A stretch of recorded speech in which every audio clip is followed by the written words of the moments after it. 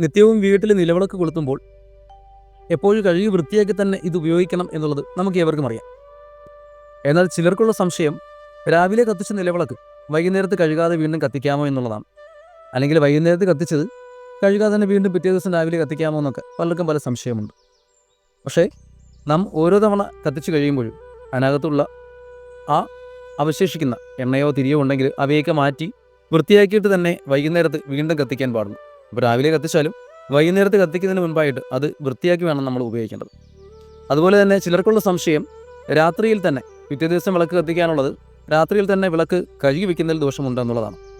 അങ്ങനെ ചെയ്യുന്നതിൽ ദോഷമൊന്നുമില്ല. ഇന്ന് രാത്രിയിൽ വൈകുന്നേരം നിലവിളക്ക് കൊളുത്തിയിട്ട് രാത്രിയിൽ അത് കഴുകി വൃത്തിയാക്കി വെച്ചിട്ട് പിറ്റേ ദിവസം രാവിലെ ഉപയോഗിക്കാം.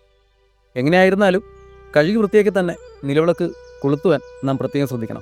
കാരണം ഐശ്വര്യവും ലക്ഷ്മി കടാക്ഷവും ഉണ്ടാകാൻ വേണ്ടിയാണ് നാം ഈ നിലവിളക്ക് കൊളുത്തുന്നത്. എപ്പോഴും വൃത്തിയുള്ള ഭാഗങ്ങൾ മാത്രമേ ലക്ഷ്മി വിളയാടുകയുള്ളൂ എന്നുള്ള കാര്യം നാം ഏവരും എപ്പോഴും ഓർക്കുക.